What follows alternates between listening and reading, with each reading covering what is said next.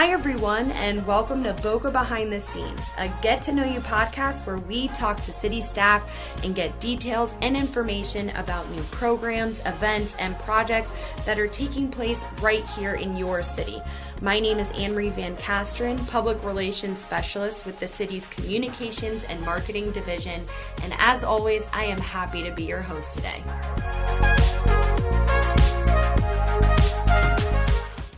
So picture this. You're watching your local news channel when they start talking about a potential storm brewing in the Atlantic. You keep track of it through time, watching it grow from a tropical storm and then eventually into a hurricane. You see all the crazy zigzag lines covering the entire state of Florida, but brush off the weatherman as he tells you to start preparing now. You casually make your bi-weekly trip to the grocery store, and you decide to buy some extra hurricane supplies just in case the storm decides to head your way. The track, though, then becomes more defined up the East Coast, and you start to tune into the Weather Channel to keep your eye on Jim Cantori's whereabouts. And then you start to panic. You quickly start to prepare your property, your home. You wait hours in line at the gas station to get extra gas for your car. You rush to your local grocery store to stock up on hurricane supplies. Does this all sound familiar? I'm sure it does. Every June through November, us Floridians go through the same drill over and over again, thinking that a storm will never make it our way, until it does. And then it leaves us regretting not taking the steps to ensure that our properties, homes, pets, and families are safe and secure way in advance. According to a recent article in the Palm Beach Post, hurricane fatigue is a real thing. After years of complete devastation from past hurricanes, we are just so exhausted even thinking about another season of storms. But as we all know, it is still very important to plan ahead, understand how your city prepares for hurricane season, and how to stay connected and informed before, during, and after a storm. On this episode of Boca Behind the Scenes, you'll get to hear from the city's emergency manager, Nicole Gaspari, the deputy city clerk, Mary Siddons, and communications manager, Chrissy Gibson, about hurricane preparation and communication. So let's learn more about these three women and their roles on the city's emergency management team. My name is Nicole Gaspari, as you said, and I'm the emergency manager for the city. So my role is really, I am the big coordinator. I just make sure that all of the departments are reacting and coordinating. We're sharing information, getting them to work together and coordinate to respond, get prepared for the storm, react to a storm, and then respond after a storm. My name is Mary Siddons. I am the coordinator for the CIC, which is a Citizens Information Center, and that's generally made up of between 8 and 10 city employees, and we man the phone lines for non-emergency calls that have to do with the storm or whatever incident is happening that the EOC would be activated for. And I'm Chrissy Gibson, the Communications and Marketing Manager, and our role in communications is basically to communicate with the public before, during, and after the storm, and we use all of our platforms to do that, including mainly actually now social media. During a hurricane or any other emergency that might happen in the city activates the Emergency Operations Center, or EOC. So let's listen to Nicole as she gives us insight on how the city prepares for the storm and what operations in the EOC looks like. One of the things that we do at the beginning of May, we are, every single department has procedures that they're looking through all of their response plans to make sure that they're doing what they're supposed to. So as an example, all the departments, say for example utility services, they will be checking all their generators, they will be looking at all their gear, they'll be doing mock drills just to make sure that everything is ready to go, and every single department is doing that. So every one of the departments has something to get prepared, test, check, go over their procedures, identify who's going to be on the response teams this year, get that all set. So that's going on, and then we are setting up to do a mock drill as well. Our Emergency Operations Center is right on Congress and Clintmore, basically. It's at our police fire training building.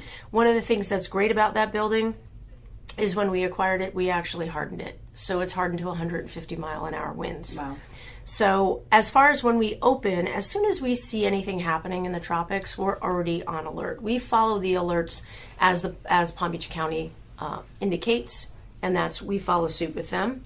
So we're monitoring, we're tracking, and we're gearing up. One of the things that people actually always want to know is, well, what about, fire and police? They're out there. Well, they're going to double their the number of people that are, so everybody's on. Okay, so everybody's on shift, basically.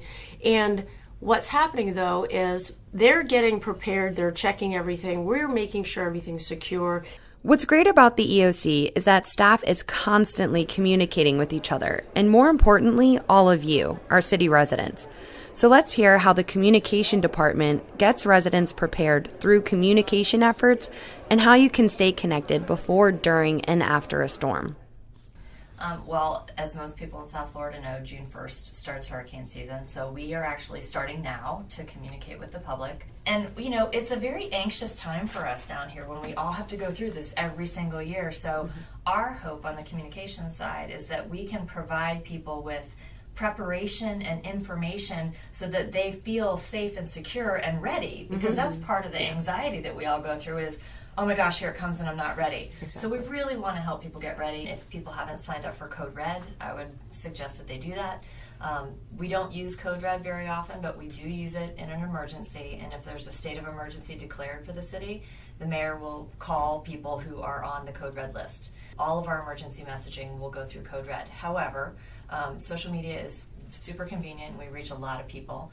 So I would say make sure that you're following us on Twitter and on Facebook. But Nextdoor for our residents is really a great platform for us now, because with Facebook, for example, the city's Facebook page has about 45,000 followers.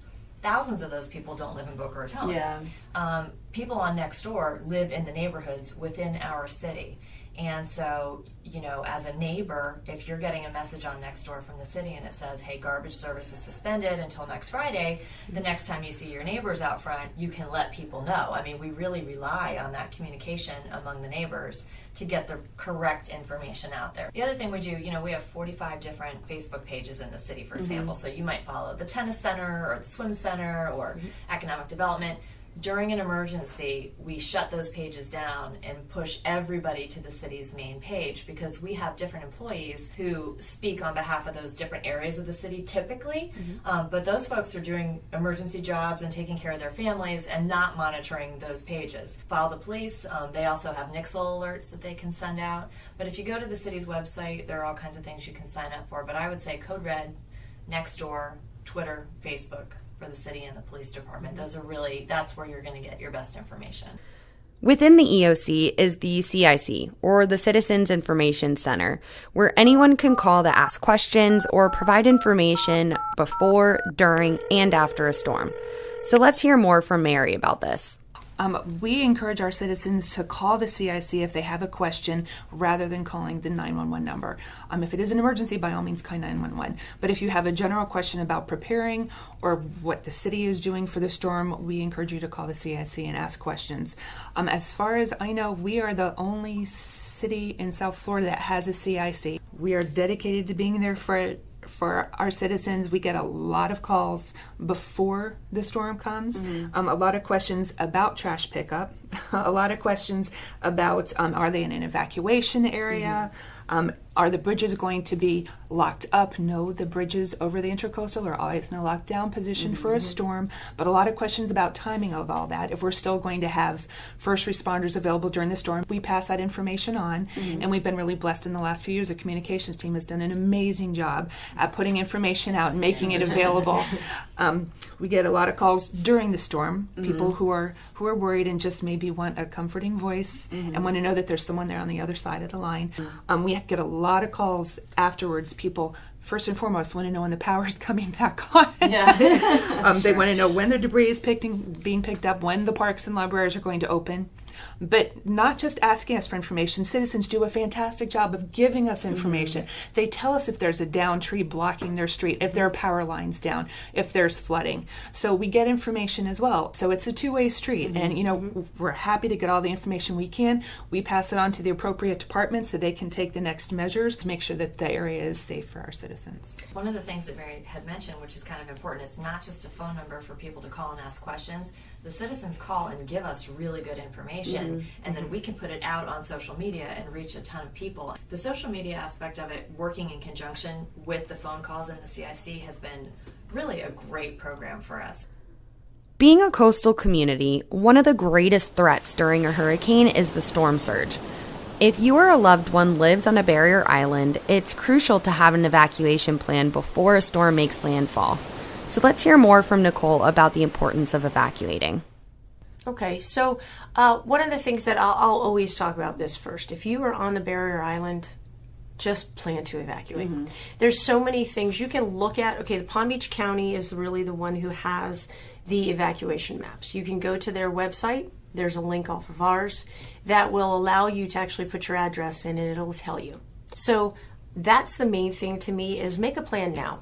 There are high-rises over there that actually have coordinated with hotels. So their whole group leaves and they go to a hotel. Oh, wow. Okay? So if that, because some people say, well, I don't have any family here. I don't know where I'm going to go. Make that plan. If you get a group of people and make that plan with one of those hotels, that could be something that might work for you. When you've evacuated one time and then you think, I'm not going to go. Last time I left, please evacuate every time if you're in that zone. Make a plan now, find the family members, the friends that are not on the island, and evacuate. Since we're still on the topic, we might want to talk about what to do if you have pets. Oh, Yes. Because we got so many questions. We got questions, calls, we got messages on social media. A lot of people have pets, and pets are your family. Yes. And this is another reason we keep saying make a plan. It sounds, you kind of hear it goes in one ear and out the other, but it's so important, because if you do have to evacuate, and if you're watching TV and the governor comes on and says, you need to leave, it's terrifying. Yeah. It gets really, you get anxious about the whole situation. Right. If you have a plan and you think, okay, I already figured this out, my dog and I are going to my aunt's house in West Boca or whatever that is, you're going to be able to deal with it. But if you don't have a plan and you've got pets and you're going to hop in your car, that's not a great plan. Yeah. So there are very few shelters that accept pets. You typically have to pre-register them, I think. Right, and they fill up fast. They fill up really fast. So if you have pets and you think you may have to evacuate, make a plan now. Right, and along the same line for the shelters, there is a special needs shelter. You have to pre-register for it. So if you have a loved one on oxygen, especially if you're on the barrier island, don't wait until the storm's here. Yeah. And then, want first responders to bring you up to the special needs shelter, because it very well may be filled, and we may not be able to get to you until after the storm is gone. So you have to prepare. After a storm, we are all sometimes curious to go and explore around our community. But depending on the amount of damage the area has sustained and the likeliness of power outages, the city and county implement curfews to help keep you safe. So let's hear more about the importance of curfews and how they are determined. So that is the thing that, again, we take the lead from the Palm Beach County Emergency Operations Center. And what there is all of the police chiefs and the sheriff, and they all get on a phone call and talk about it and discuss what is going to be recommended. Now, the county will come out with a curfew. Now, we may know in the city of Boca that curfew is too lenient because we've got other issues. At that point, we could tighten it. Okay? So whatever your jurisdiction is telling you, where you live, your local jurisdiction is what you want to follow from your own police chief. And that you can call Mary at the Citizen Information Center, and she will happily tell you. Chrissy will put it out on Facebook, and we will continue to communicate that. That is a major thing. That's a tough call to make, especially because we're on the southern end of Palm Beach County and we border Broward County. Yes. So if Deerfield or Broward County has a different curfew than Palm Beach County, but our chief is well aware of all those issues, and we try to coordinate the best that we can, but we will provide up to the minute information, and it changes. It changed last time during Irma. I think it changed daily. Yes, it did. As things got better and as people had to go back to work and start moving from city to city, we had to make arrangements for that. So, for more information regarding hurricane preparation, additional resources, how to stay connected with the city, or any information that you heard from this podcast, please go ahead and visit our website at www.myboca.us/beprepared. Thanks so much again for tuning in to Boca Behind the Scenes.